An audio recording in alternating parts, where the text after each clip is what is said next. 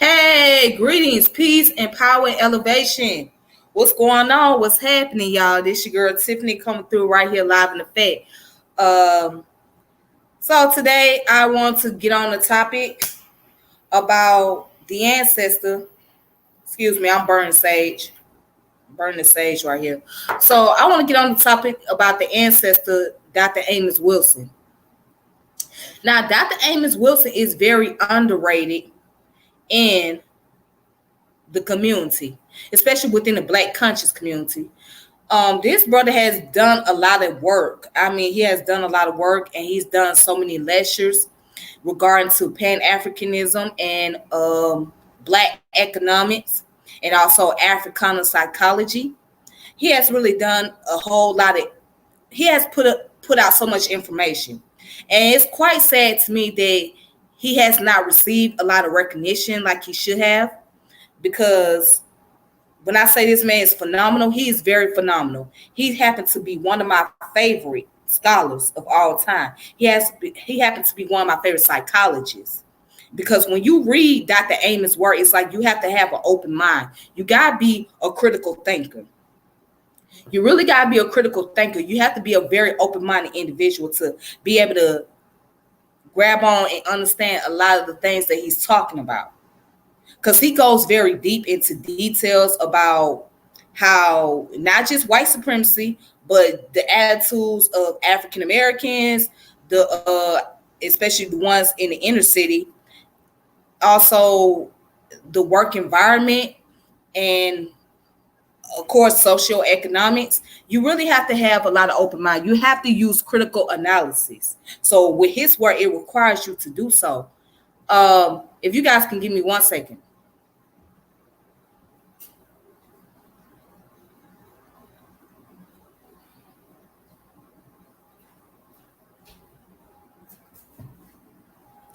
Okay, so I'm going to go ahead and get into his biography. I meant to do it a while back, but I just forgot to do it. But now I'm making the time to do so. So I'm just going to go ahead and go into his biography. So who was Dr. Amos Wilson? Oh, and peace to the chat. Peace to Brother Centavo and Brother Heru. Shout out to you guys. Thank you guys for coming through. Thank you guys for checking out my channel and sharing the channel. All right, so who was Dr. Amos Wilson? Let's look him up. So I don't have a lot of information on him, but I do have some books, and I may play some videos. It depends on how things go. All right, so as you can see, that's Dr. Amos Wilson right here. That's the ancestor. That's him.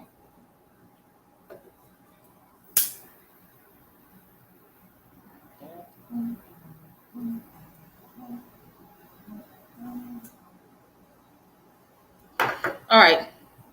So who was Dr. Amos Wilson? Dr. Amos Nelson Wilson was an African-American theoretical psychologist, social theorist, Pan-African thinker, scholar, author, and professor of psychology at the City University of New York. Now, he was born in Hattiesburg, Mississippi in 1940 or 1941. They're not sure exactly what year he was born, but it said that he was born February 23rd, though. He completed his undergraduate degree at Morehouse College in Atlanta, Georgia, mastered at the New School of Social Research, and obtained a PhD degree from Fordham University in New York. Wilson worked as a psychologist, social caseworker, supervising probation officer, and as a training administrator in New York City Department of Juvenile Justice. As an academic, Wilson also taught at City University of New York from 1981 to 1986 and at the College of New Rochelle from 1987 to 1995.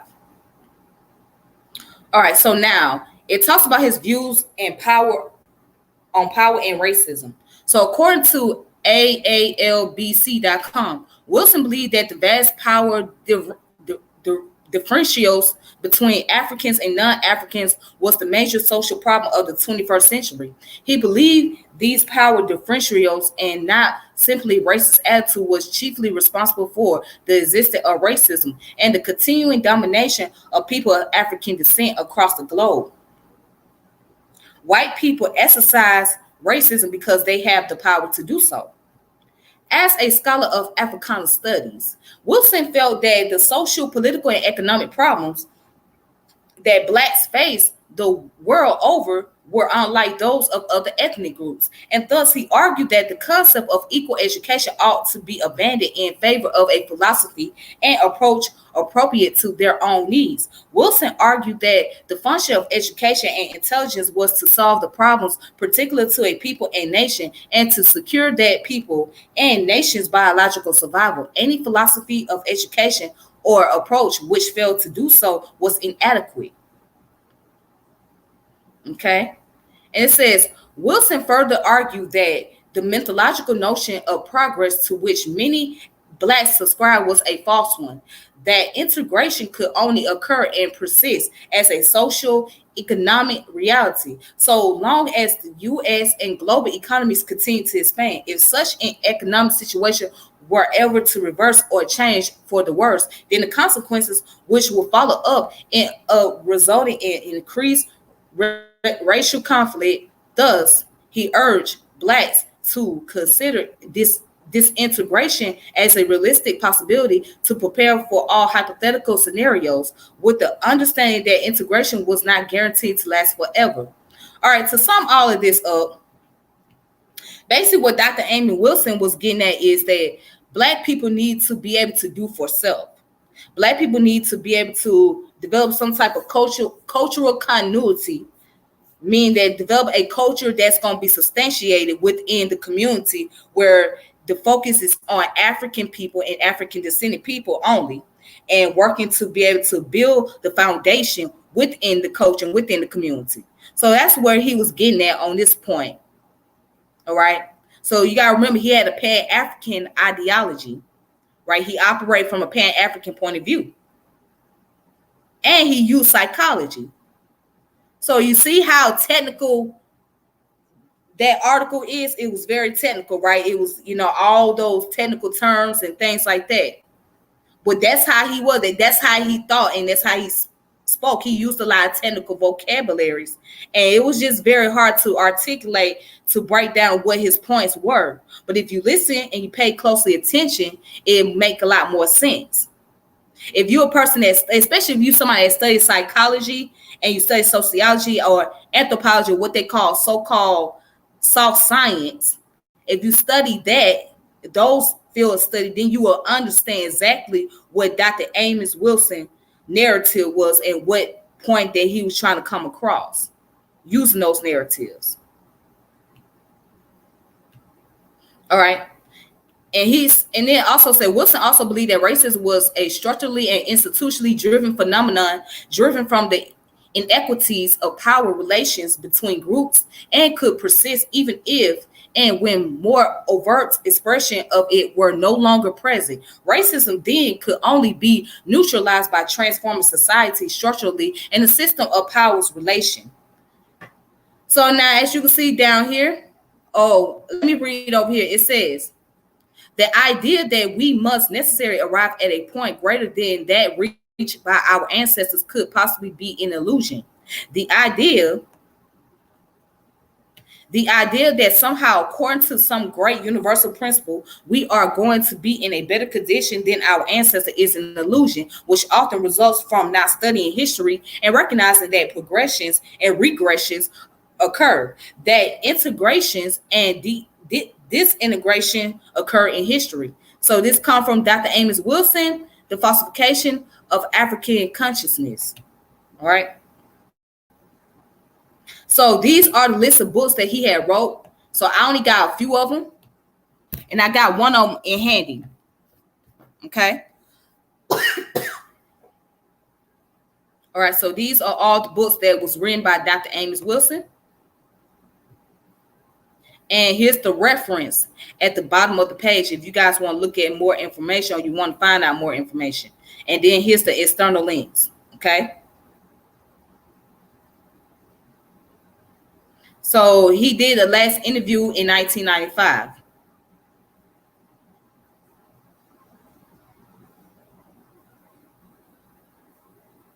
Okay.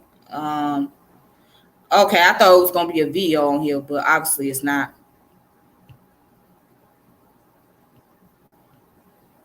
But anyhow, one of the books that I have by Dr. Amos,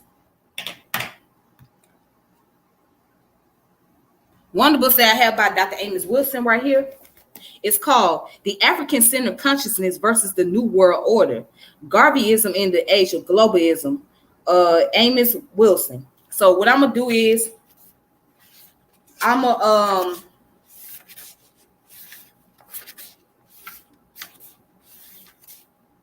and as you can see in this book, I don't know if you guys can really see that, but it has like a diagram, a short list of Pan-African predecessors and descendants of the UNIA. All right, so I don't know if you guys can really see it, but yeah, it got the list. It got Paul Coffey, Daniel Coker, John B. Russwarm, Locke Carey, Dr. Edward Wilmot Blyden, and Alexander Crummell, and the list goes on and on. Okay.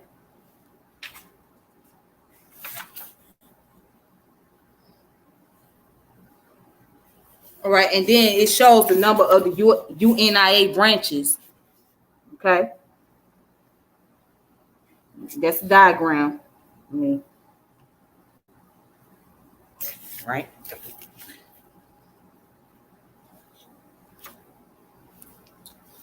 So what I'm going to do is go ahead and look at chapter 1.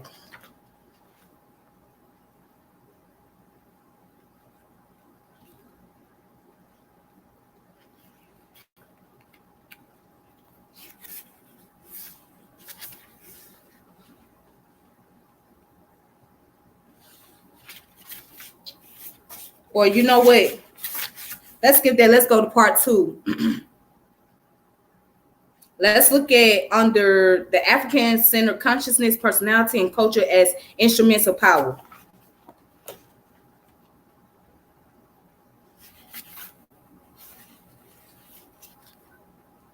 All right, so this is part 2.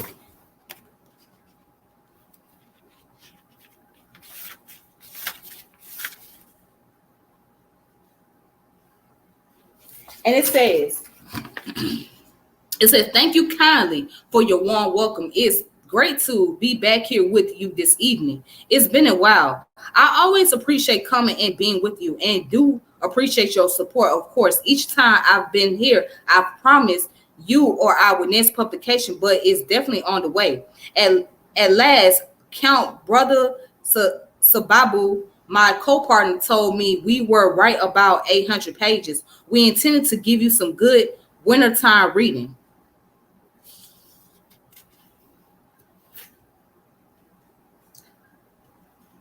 All right, so then I'm going to skip on down. I'm going to skip down where it says the first thing we think about when we think about population control is the overproduction of African people. So-called third world people. We can solve the overpopulation problems quickly if we could reduce the European population drastically. Of course, as I tell you, this world has to always be backwards. The ones who need to be reduced most drastically have the world thinking the other way around. A good deal of the problem sometimes is not the number of people in the world, but the number of greedy people in the world. One where you have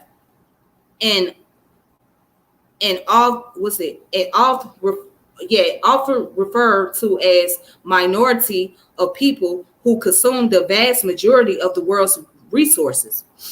This large population they complain about could eat better if these greedy people weren't eating up everything. To have more for everybody to eat, you have to get rid of the greedy ones, the ones who are over consuming, the ones who are taking the food out of the other people's mouths. Here you have a people who rob you, take everything you've got, and then they say you don't have enough to support yourself. This is the kind of joke we've got going on out here. We going to come back to this issue of values. All right. And then under where it says power and consciousness, we're going to pursue African-centered consciousness, personality, and culture as instrument of power. Ultimately, this is what this whole struggle is about. One of power, not one of loving, not one of loving one another and all the things we hear. Largely, the problems we are confronted with today as African people in America flow from our powerlessness or our inappropriate use of power. We've been made to think that to even talk about or think of power is sinful, that to pursue it is immoral and wrong. But one cannot exist without power. Without power, there is no life. A battery without power is dead. You need power to act, to behave in the world, to deal with the world. Consequently, we must interpret what we are about in terms of power. We have the power, brothers and sisters. We have the possibility. We just need to reorganize ourselves, reorganize our consciousness, our personality, and our culture, and see them as instruments of power and use them as instruments of power to transform our situation. All right. And he goes on to talk about the imperative of consciousness. We should not look at consciousness as some abstraction. As I often tell people, the most practical thing we could have is a good theory, a good concept to guide our behavior, to be used as the instrument to measure reality, as an instrument to test reality. Let me read that again. The most practical thing we could have is a good theory, a good concept to guide our behavior, to be used as an instrument to measure reality, as an instrument to test reality. That's very deep, right? That sounds real deep. A good theory organizes the world and organizes one's approach to the world. A good theory organizes the world and organizes one's approach to the world. That's real deep. It permits one to be able to evaluate the world in terms of where one wants to go and what one wants to do. To be without theory is to approach the world on an ad hoc basis, to just meet it here and there, and to not approach it in a systematic form. It is to live reactionary, always reacting to what other people are doing, always being overwhelmed by events and overwhelmed by the future, instead of creating events and creating the future and making the future. When one has a good theory and a good concept, one is able to do just that. Without human consciousness, there is no world. Facts. Without human consciousness, there is no world. Without human operation, there is no world. It is the presence of human consciousness that brings meaning into the world. It is the presence of human consciousness that brings meaning into the world. Without conscious human beings in this world, in effect, there would not be a world. We bring the world into being through our consciousness, and through our consciousness create the world we live in. Out of the totality of our reality, our consciousness hews a world that fits itself. In other words, the kind of world you exist in reflects the kind of consciousness you have. That's powerful. But anyways, just to stop right there, if you guys want to look more into this, you check out this book right here, African-Centered Consciousness versus the New World, Garveyism in the Age of Globalism. Okay, this is written by Dr. Amos Wilson himself. Thank you, Isaiah. I appreciate that. Thank you. All right. So let's go ahead and let's check out some of the books that I have.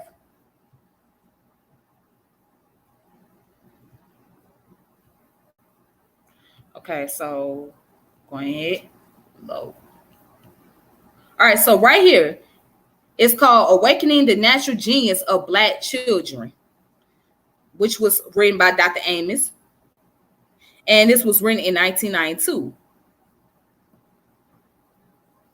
Or excuse me, 91. All right, so these are the table of content right here. Part 1. So actually it was like a lectures that was compiled as books, basically. All right, so the socio-political context of education. What is the purpose of education? Education in the future of African peoples, the developmental potential of the Black child, comparison of African and European psychomotor development, infant stimulation, language development. All right, so, and here's some more over here. All right, so the socio-political context of education. Now I'm just going to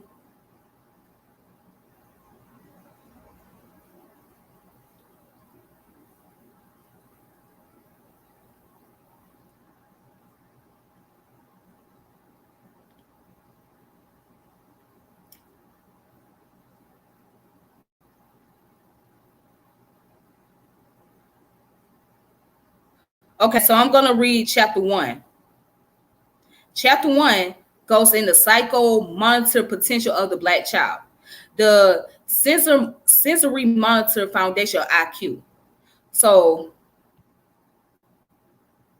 it is a truism as intimated by Pierce 1980 that the growth of intelligence rests on a sensomotor process, a coordination of the child's muscular system with his sensory system and general brain process. Both physical and mental development are founded on the child's body, movements, related sensory contacts, and interaction with a world of objects, relation, and process. Pierce further insinuate that the early child thinks in action and acts his thinking. Intellectual growth is a biological process taking place below awareness as non-consciously as the growth of hair or teeth.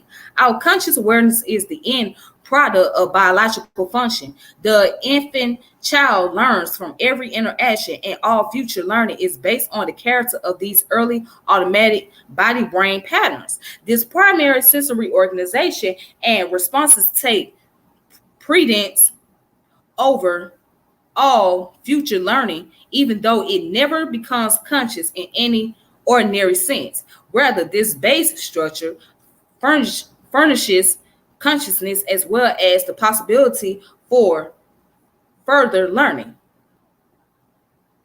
The child's physical and attentional contacts with the world are the source of a corresponding patterning, dynamic structuring, and learning in his very impressible impressionable brain. Sensory feedback from these contexts and the intentional reaction action feed forward they provoke, and the dynamic brain patterns which reflect them help to establish the child's structure of knowledge, his cognitive behavior orientation, and worldview. To quote Pierce again in this regard, he goes on to say, the story of development for the first 4 or 5 years is the structuring of these brain's patterns from sensory experience and the resulting feedback and synthesis that takes place within the brain.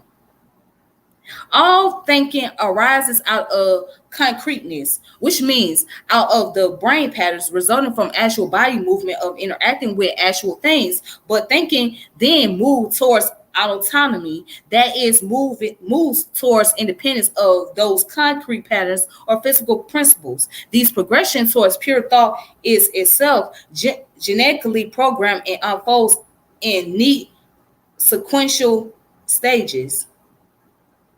All right. So the sensomotor basis of intelligence is substantially demonstrated by the empirical relationship between infants' habituation, behavior, and response to novelty or novelty preference and intelligence as measured by the IQ score. Habituation refers to the tendency of infants and adults to pay visual and other sensory-based attention to a repeatedly present stimulus for progressively short time periods, and then to pay visual and sensory-based attention to a new or novel stimulus for a substantially longer time period. Habituation is the process of getting used to certain stimuli. Rapid habituation behavior among newborn infants has been found to substantially correlate with a higher verbal IQ, greater persistence, and higher Stanford Binet test scores at age 5 compared to infants who evidence rather slower habituation behavior. Novelty preference appears to be substantially correlated to verbal as well as overall IQ as stated by Stouffer. Respond to novelty sample a different aspect of cognitive functioning than that measured by habituation behavior. He indicates that novelty response requires successful visual or auditory retentions and recognition re-identification based on effective discrimination and encoding, as well as a motivational interest in attending closely when a novel object or sound is present. Now, I'm gonna stop right here. So what he has broken down, what he's broken down was the neuroscience. The neuroscience of a child's brain. Okay. So what he was dealing with child psychology, but also he broke it down into using neuroscience. Because if you notice, he spoke about sensory, right? And also habituation and being able to basically you being able to get used to the process. And once it's being repeated to you over and over again, it becomes programmed into your system, right? Or it become programmed into your mind.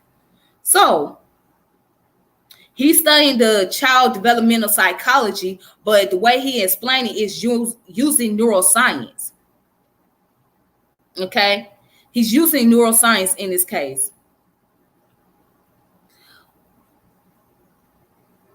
But let's go ahead and go down a little bit. So it says, the black child, if y'all can see that, it says the black child sensor monitor and power, brain power. If the growth of intelligence is rooted in the sensor monitor process, then the African American child enters the world very well equipped to develop an intelligence that is of the highest quality and power in terms of psychomotor abilities and development. The African child began its life with a natural and definite head start. Numerous studies have found that children of African descent achieve sensory, motor, and intellectual milestones well in advance of their white counterparts. Pierce testified this advancement in his review of the work of Marcel Gilbert in Kenya and Uganda. And it says, in 1956, Marcel Gilbert, under a research grant from the United Nations Children's Fund, traveled to Africa to study the effects of malnutrition on infant and children and child intelligence, and made a momentous discovery. She found the most precocious, brilliant, and advanced infants and children ever observed everywhere. These infants had smiled continuously and rapturously from at the latest their 4th day of life. Blood analysis showed that all the adrenal steroids connected with birth stress were totally absent by the 4th day after birth.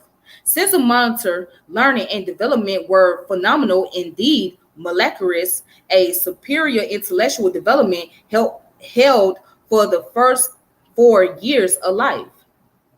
These infants were awake a surprising amount of time, alert, watchful, happy, calm. They virtually never cried. Let's see.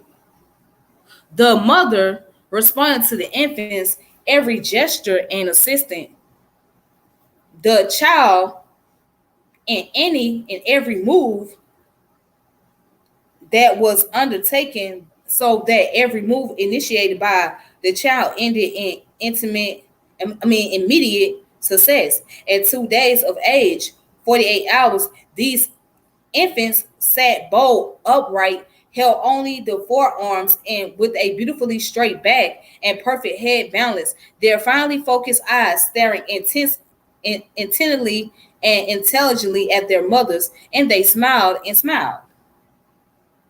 These African infants exhibit the very traits, e.g., alertness, attentiveness, social interactiveness, curiosity, upright body position, where are the basis for accelerated and enhanced intellectual development. Intellectual growth and intimacy resulted from the increased ability of the infant to interact with his world and internalize experience through the smoothly coordinated interaction of mind, brain, and body. That this interaction of brain and body is well within the purview of African children is again corroborated by Pierce's description of Gilbert's work with African children. And it says, Marcel Gilbert, used the famous Gizzle test for early intelligence developed at Yale University Child's Development Center. This picture of the 48-hour-old child supported only by the forearms, both upright, perfect head balance, and eyes focused, and a marvelous intelligence shining in the face are no more astonishing than those of the 6-week-old child. At 6 or 7 weeks, these children crawled skiffily, could sit up by themselves, and would sit spellbound before a mirror looking at their own images for long periods. This particular ability was not to be expected in the European child before 24 weeks, 6 months. According to the Gizzle tests, between 6 and 7 months, the Ugandan children performed the toy box retrieval test. Gilbert showed the infant a toy, walked across the room, put the toy in a tall toy box. The child leaped up, ran across the room, and retrieved the toy. Besides the sensomotor skills of walking and retrieval, the test shows that object constancy has taken place, the first great shift of logical processing in the brain, at which point an object out of sight is no longer out of mind. The characteristic of infancy and early childhood. This test, successfully completed by the Ugandan children between 6 and 7 months of age, was not to be expected until somewhere between the 15th and 18th months in the American and European child. All right, so just stop right there. Just basically getting the logistics and the idea of what this book is talking about. So basically, it goes into the concept about the child psychology or developmental psychology, and also deals with the neuroscience. Okay, so all right, and you guys can check that book out as well. And the name of the book again is called "The Awakening the Natural Genius of Black Children."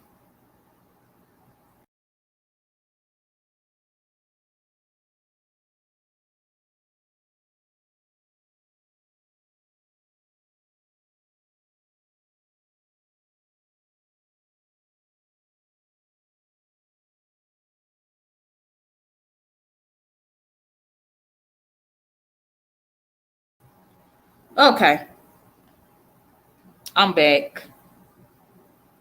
I'm back.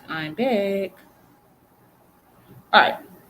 Now, the next book I'm going to show you all. This next book right here, if you guys can see that, is called The Developmental Psychology of the Black Child. Again, he's dealing with the psychology. Now, this book was written in 1978. Now, although it's very old, but it still has some relevancy to it. So as you can see, here's the table of content: the prenatal period, the first 2 years, the preschool years, the effect of race awareness, the psychogenic brain damage, and the Black child, let's see, the role of play in development, the Black child intellectual development as revealed by standardized tests, the Black child language and communication, socialization and the Black child, and then an overview, language, cultural determinism, and Black mythology.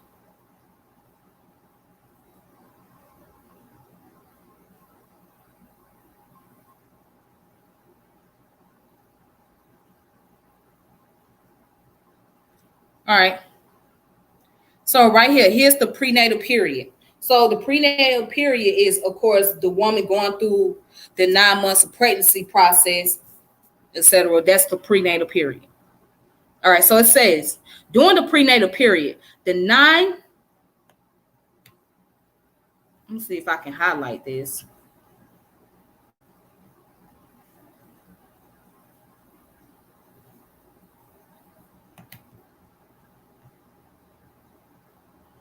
Okay. Well, I was trying to see if I can highlight. Obviously, I can't. All right. Anyways, it says during the prenatal period, the 9-month preparatory period before the American Black child is born or is conscious, even in a primitive way, and or of its existing in the world, let alone what kind of world he is to be born into. He is much more a victim of that world's adverse effects than is any other ethnic American child. The unfortunate effects of slavery, past and present, racial discrimination, and cultural deprivation make themselves felt during this period when the very foundation of life is being laid. From the beginning of his creation, the Black child suffers both the emotional and physical consequences of the Black condition in America.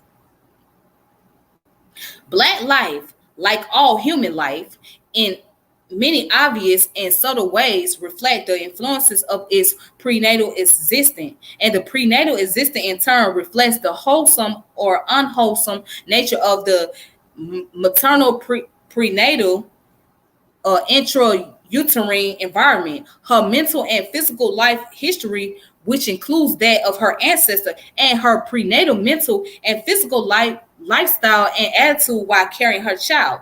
So right here in this paragraph, where I just got done reading, is talking about the concept of epigenetic.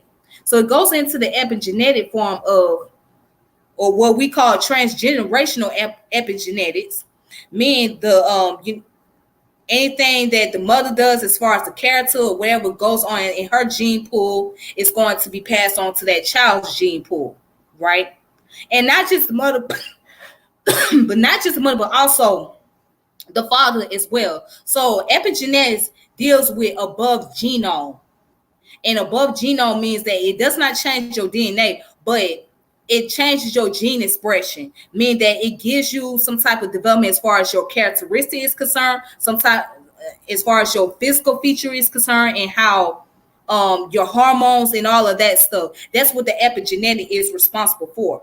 So in this case, in this article or in this book, he's talking about transgenerational epigenetics. See, check this out. Let me go ahead and continue.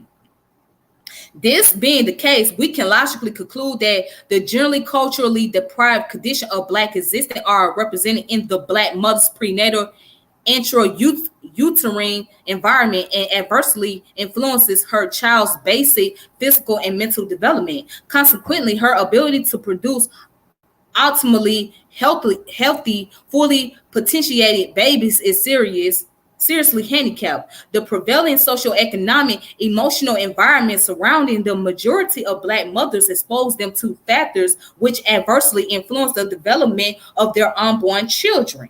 Such factors include poor physical health, inadequate diet, poor prenatal medical care, unfavorable age and parity, unhealthy emotional attitudes concerning the self, others, including the fathers, the world, and the unborn child, and finally, an unwholesome lifestyle, which often leads to the chronic of over ingesting of harmful chemical agents, drug substance, and and residues. Excuse me. Woo. All right. All right, then. And then going over here, it says maternal health. So I'm just going to read this little first part. It says a fairly broad spectrum of disease and disorder which may negatively affect the health of the expectant Black mother may in turn negatively affect the health, growth, and development of her child. The adverse effects of maternal disorders and disease can be catastrophic. For example, maternal hypothyroidism and endocrine disorder, which results in a deficiency of the thyroid hormone, which is so essential for the regulation of the body metabolism and growth, may produce cretinism in the child. In this instance, the bones and cartilage of the child fail to develop. Its stomach will be large, flabby, and protruding, its skin rough and coarse, the hair saggy, and its intellectual functioning far below normal. Other endocrine disorder may also cause microcephaly, mental deficiency accompanied by a small pointed skull, and monogolism, subnormal mental functioning accompanied by slanted eyelids. So basically, it's important for the woman during her prenatal process to make sure that she is taking care of herself and she's being careful of what she's around and what she consumes in her body and the amount of stress that she's intaking too. Because what people don't realize is when you're, as a pregnant woman, if you're stressing too much, that can do a lot of damage to your child. It can cause you to have a miscarriage, or it can cause your child to have some type of developmental issue with their brain because of the amount of stress that you're intaking, you're placing upon the baby. So you have to be careful what you're doing. You have to be careful what you're eating, and you have to be careful with who you're surrounded by. So, I mean, some women can't help, especially if they have to work throughout their whole entire pregnancy. It's going to be a lot of stress behind it because they don't really get a chance, the opportunity to really sit down and just relax and be able to focus on having the child, preparing the process of childbirth, etc. They so busy have to be on their feet and be able to maintain to make sure that child come into this world with a place to stay, somewhere to sleep, and be able to be comfortable. So yeah.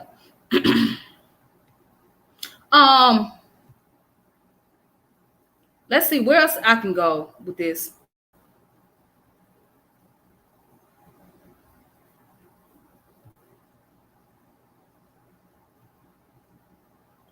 All right, so let's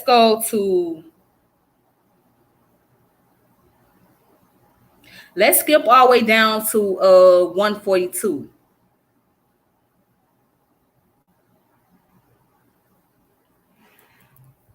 All right, so let me skip all the way down to 142.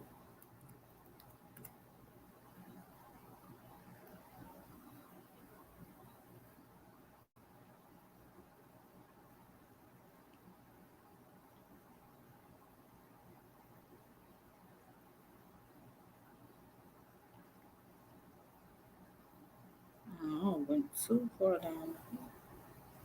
Ooh.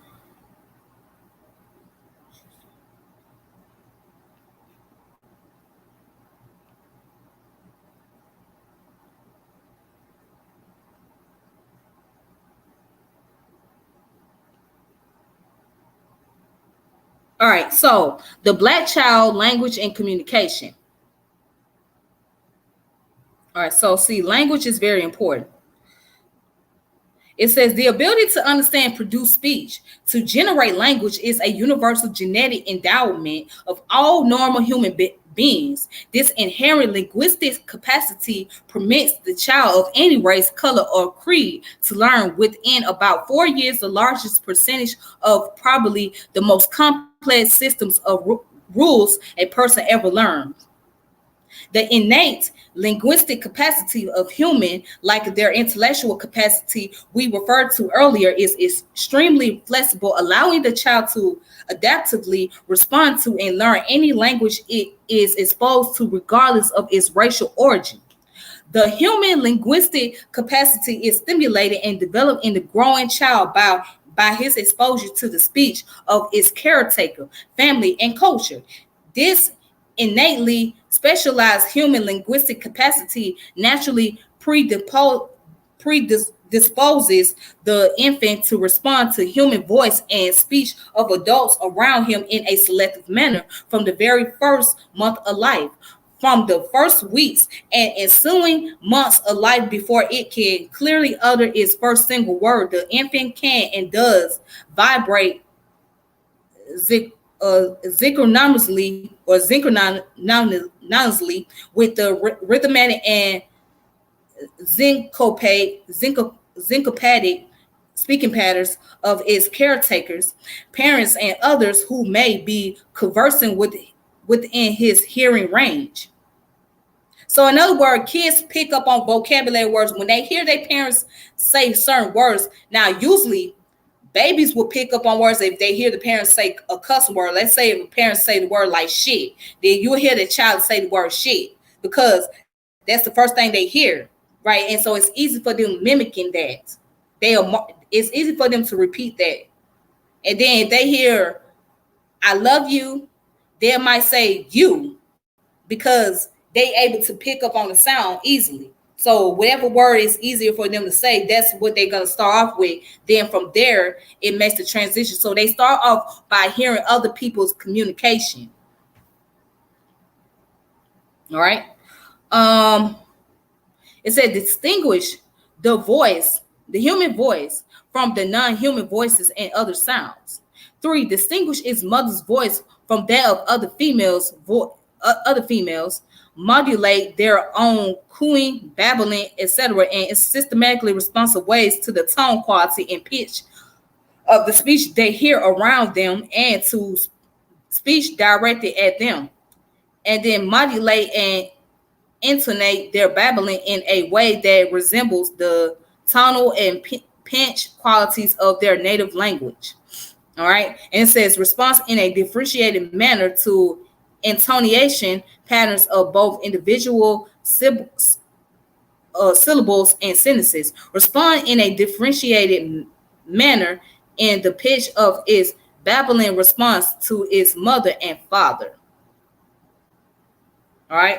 It says all infants, regardless of cultural or environmental background, in their acquisition of spoken language, follow basically the same race, sequence, or order of pre-linguistic oral behavior. Differentiated crying, and cooing, babbling, lilation, echolalia, expressive jargon.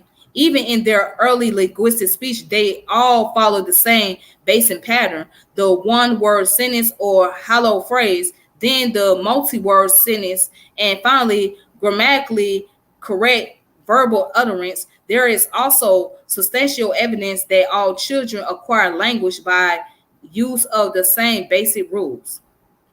Despite the fact that during acquisition, each child hears a different set of language utterance, the same basic rules for understanding and speaking are acquired by all children exposed to a given language or dialect. All right. So, and then it goes on to say, let us recap in a more conventional and very cursory way the subsequent and timing of child's linguistic accomplishment up to age 2. In the early weeks and months, all infants make essentially the same sounds, some of which are not found in their native language and which are very difficult for adults to pronounce. After passing through the pre-babbling phase, children all over the world begin making babbling sounds at about 6 months And this babbling soon begins to exhibit the systematic qualities we mentioned above. Through a series of successive approximation, the child's babbling takes on the shape of its mother's tongue. As the babbling stage ends near the end of the first year, the child moves on to use his first word in his communicative utterance.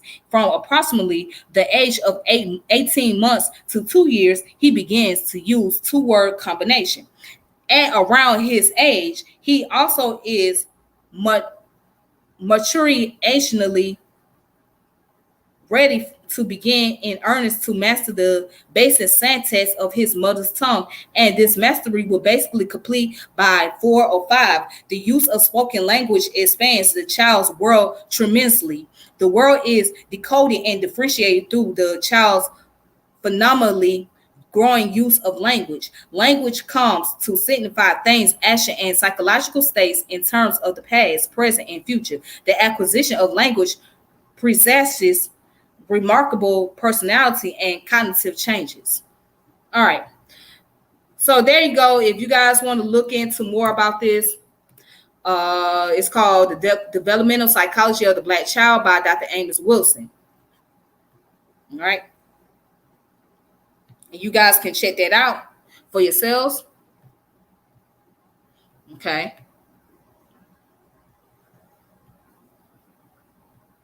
And also, I have the last book, which is the Falsification of African Consciousness. All right, Eurocentric History, Psychiatry, and the Politics of White Supremacy. All right, so the book was $13. And let's see, what year was this book written? It was written in 1993.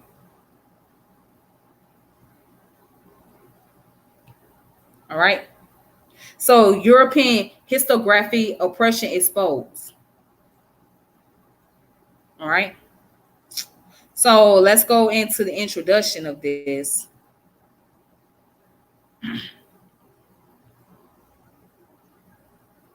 So the introduction, it says, the psychology, consciousness, and behavioral tendency of individuals and society are to a very significant extent the products of their personal and collective histories. Both personal and collective psychology are constructed from those experiences which can be consciously retrieved from memory, as well as those experiences which have been forgotten or repressed, but which still represent themselves in individual and collective habits and tendencies, tradition, emotional responsiveness, responsivities, perspectives, ways of processing information, attitudes, and reflex like reaction to certain stimuli and situation. Both types of experiences interacting with current perception are utilized by individuals and groups to achieve certain material and non-material ends. The psychology of individuals and groups may also in part be constructed from historical and experiential amnesia. That is, when an individual or a group is compelled by various circumstances to repress important segments of his or its formative history, he or it at the same time loses access to crucially important social, intellectual, technical skills associated with that history, which could be used to resolve current problems. Consequently, to some lesser or greater degree, the individual or group may be handicapped or disadvantaged by the resulting amnesia. Finally, individual and group psychology are in part constructed from the perception he or it has of his or its history, the inference drawn from that history about the kind of person or group he or it may be, what other persons or group think of him or it, and the destinies that await him or it. The character of individual and collective consciousness and the range of their behavior possibility and very significantly, very significantly influenced by the quality of their recordings and recollection of their historical experiences. To manipulate history is to manipulate consciousness. To manipulate consciousness is to manipulate possibilities. And to manipulate possibility is to manipulate power.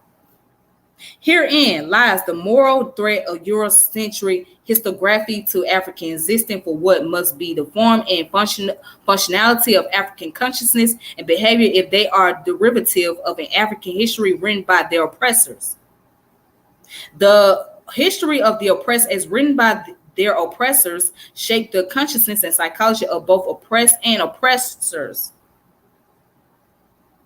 It helps to legitimate the oppressive system and to maintain the imbalance of power in favor of the oppressor. Eurocentric history, writing essentially and exercising and publishing apologetics for the European oppression of the African peoples, often a gross and crude attempt to create and shape a subordinate and inferior African consciousness and psychology. It seeks to impose a social, historical, cultural amnesic tax on the heads of African people and thereby rob them of their most valuable resources, their knowledge of truth and reality of self, their cultural heritage and identity, minds, bodies, souls, their wealth, lands, products of their labor and lives. All right, so I'm just going to stop there. This is called the falsification of African consciousness. I'm going to stop there. And the reason why I'm stopping there because I ain't going to go any further, but to really expound on that, that's basically what he's describing in that book, in the falsification of African consciousness, is the social engineering and the social influence which bring about the social pathology of African American people, which produce what we now know today as the American Negro. So the social engineering, the social influences, and the social pathology due to the social stigma, right, and the negative stereotypes creates the African American as we know of today. So what he's saying that the oppressor has done a great deal of manipulating the psychology of Black people. And also, he mentions about manipulating the possibility. And that's what happens. So it's still current today. So a lot of his works, a lot of Dr. Amos Wilson work is still relevant to this day because it's still giving a description of the current situation and the current present and the current issues that we are facing. So it goes to show you that nothing much has changed. It's just the different player, but the same game. The different player, but it's the same game. So nothing much has changed from the time period that he has written that book to the time now. Now things have been upgraded as far as technology is concerned, but as far as human consciousness and human psychology, it has not changed much. So if it did, then a lot of the stuff that has been written back then would not be a reflection of what's going on today. It would not even give a description of what's taking place. A lot of stuff that Malcolm X was saying back then would not be something that's in the current present of today.